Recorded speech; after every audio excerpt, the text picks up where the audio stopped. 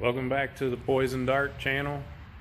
It's been a while since I made a video, but a lot of stuff's been happening and changing, so for the better. But we've been getting some stuff done to the car too, and I just haven't been able to record myself doing it. Sometimes that's kind of a pain in the butt, but I just wanted to show the car. And it's changed sides of the shop now, so flip this around. So everything, the brake rotors are still old, but we're going to take care of that. And I decided to change up the wheels that were on it. Originally it had the slots on it on the front, the skinny slots on the front, and then it had the 10-inch wide Mopar steel wheels on the back. And of course I got the front wheels and new tires for it, and I still have the 30 by 12.5 Mickey Thompson ET Streets back there. And I get the email of death from Jegs that says my back wheels aren't coming in until June, and I'm not going to wait to drive this car until June. So we got to find a different set of wheels for the back temporarily until the Jegs spike wheels show up. But they do look good on the car. They're 17s in the front, 17 by 4. We added the chin spoiler to it, which definitely changes the look of the car in the front. And raise it up and let the car back down to the floor, and we'll look at the progress on the inside. This car was semi-complete when I got it. Just different things not quite done yet. So I've been trying to button up some of those things that were not completed, and try to make the car look a lot nicer. So one is the headliner. We redid the headliner. It was, the factory cardboard headliner. It has some light coating, like a black coating on it. Of course, it had been scratched and was peeling off, and just looked terrible. And then we did the rear sail panels too. Covered them in the same material as the headliner. And we got the rear view mirror put in. The visors are in.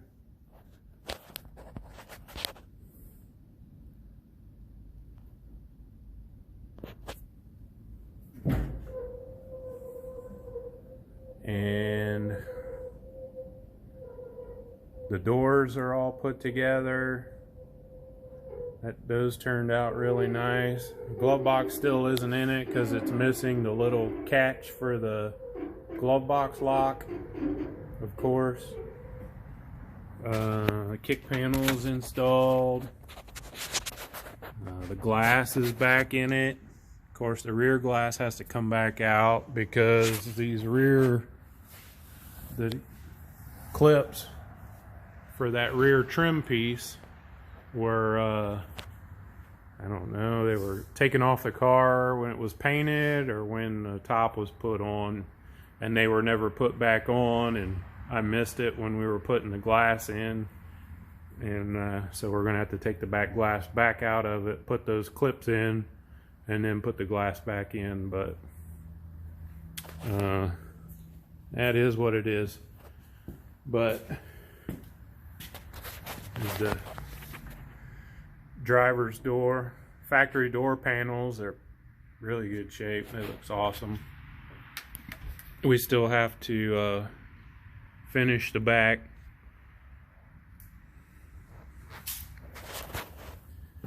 And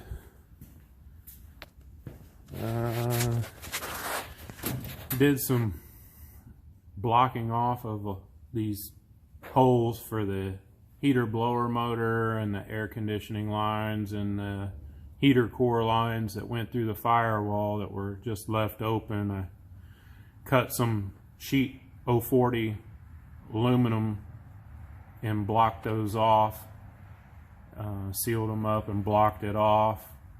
Try to keep some of the fumes out of the car. As you can tell, those two with the red original paint, that's the original color of the car. There's still a couple that need blocked off, and still up in the air about whether I'm going to put the wiper motor back in it or make a block off plate for that and just block that off, because this car will never see the rain again. And just little dumb stuff like these washers. Somebody opened the box for the shocks, the competition engineering shocks, and one of the upper washers, or one of the washers, and the rubber was missing, and the nut. So I had to go to the auto parts store and I was able to get a shock rubber but not a washer, and it was like $15 for a kit for for the shock rubbers and washers and nuts. I just came back home and I had a scrap piece of aluminum, like 3/8 thick piece of aluminum, and used a hole saw and buzzed 2 washers out of aluminum and slapped them on there and fixed that issue. And then, as you can tell by this, the center link, when I rebuilt the front suspension, we put the Hotchkiss quick ratio pitman arm and idler arm kit on it, and you have to have a 73 and up center link, and the car still had the 72 down center link, still does. As you can tell, it's backwards. It bends upwards towards the oil pan, and that's not going to work. And I bought another one. Supposedly was supposed to be what I needed, supposed to be the right one, off of a 75 A body. And as you can tell, if you look at that, that's the pitman arm or idler arm side, and the tapers point down, or the curve points up, so that's wrong. That didn't work. So I looked and looked, and tried to find one help on the internet, and Stevens Performance, I called them. They're supposed to be the Mopar gurus. If you need some part or something, they're supposed to be the people to go to. And I called them and didn't hear anything back for, I don't know, several days. So I decided that I wasn't going to wait anymore, and I made my own out of 6061 bar stock aluminum. It still needs the pitman arm and the tie rod tapers reamed into the holes, but you can tell it's a fairly substantial piece. This is the factory iron center link, and this is 1 inch thick. It's 1 inch this way, 7/8 this way. This is all 1 inch. This is 1.25 inches thick here, and that ends up giving the center link, that aluminum one, an overall drop of an extra 3/4 of an inch. Plus, if you look at it this way, it's offset, so this would be actually dropped down lower than it would be with the factory center link running in a straight line. This drops down an extra inch, so there's probably actually more clearance than the 3/4 of an inch extra. But the day after I make the aluminum one, I find the correct drop, 73 center link. So I guess we're going to use the original one for now, unless that doesn't allow enough drop. And if it doesn't have enough drop to clear the Meladon oil pan, it's notched there now. But if it doesn't allow enough room for that, I guess we'll put the aluminum one on there. It doesn't really save any weight, I don't think. Even though it's aluminum, it's pretty chunky, it's fairly heavy, but I guess better safe than sorry. Better to err on the side of caution, to be a little beefier than it needs to be, but it is what it is. But I'll put the hood down and put my hillbilly hood prop in here. Nothing against hillbillies, I'm one myself, so everybody get your panties in a twist. But there's the front of the car with the hood shut and the chin spoiler and those wheels.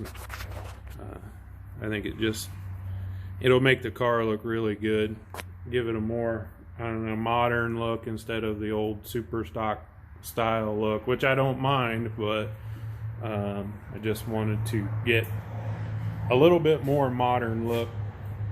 So the thought is now that we're going to paint the whole top of the car down this body line, all the way down the car to the front. So everything from this body line over is going to be satin black, like the hood. And then the satin black bumblebee stripe that goes down the quarter panel. And of course the bumper is going to be satin black also. But the rear roll pan, the rear valance will be body colored.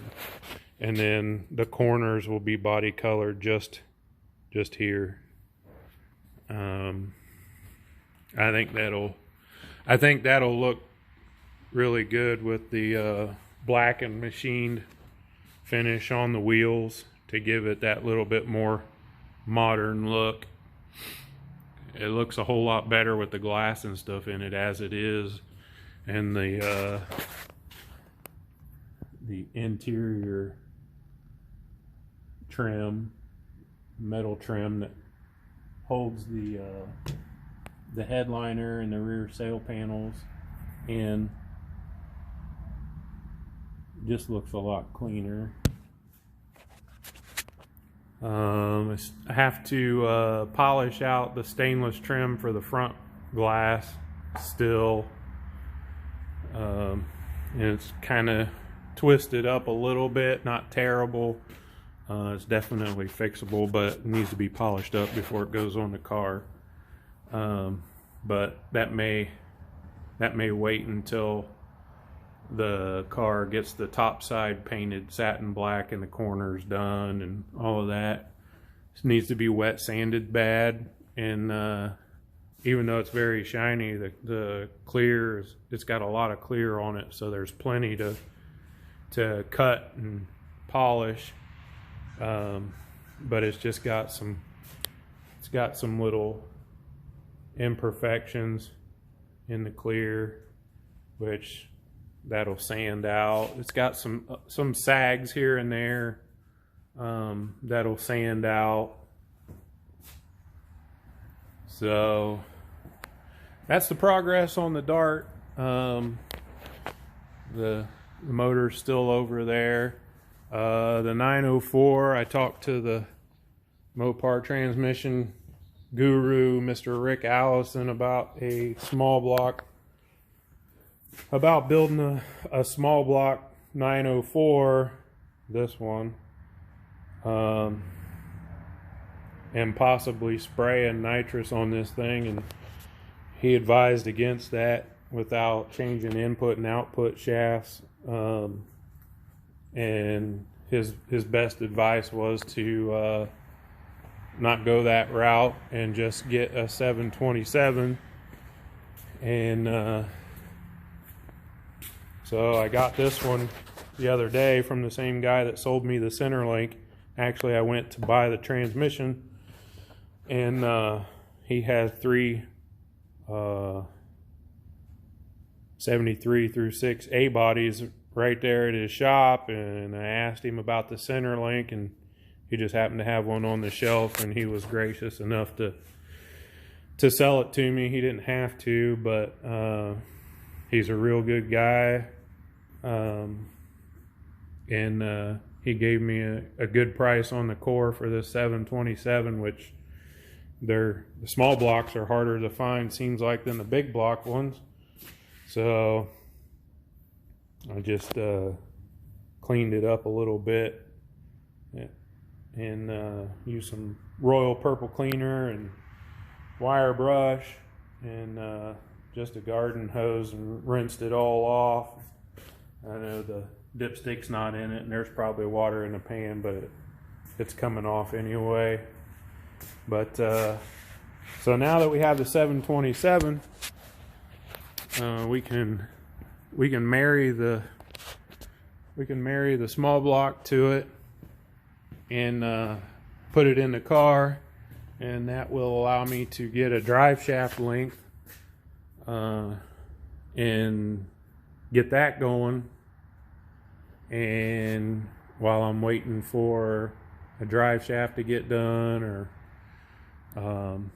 we'll go ahead and do we'll build the transmission up and replace all the guts in it that need to be replaced, upgrade what needs to be upgraded, and so it'll live behind this small block at least for a little while.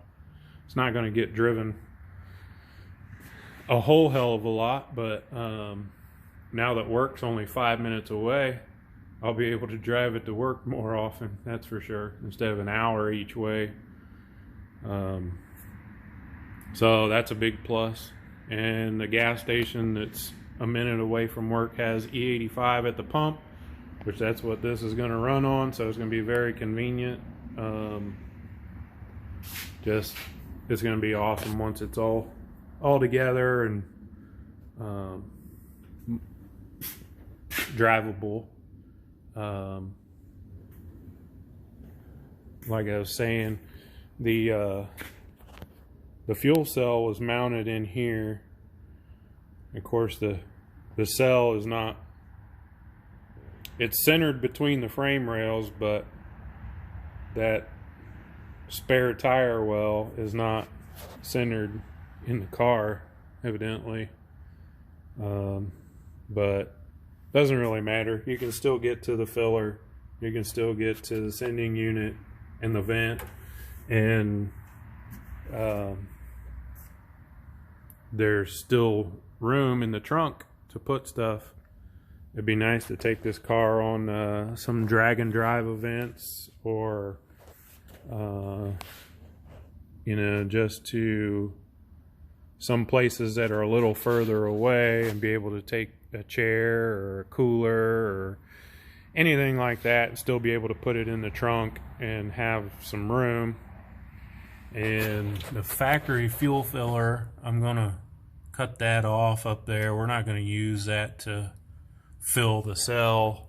I don't want to get gas on the side, down the side of the car from the factory filler, so that's just going to be there for shits and giggles, I guess. And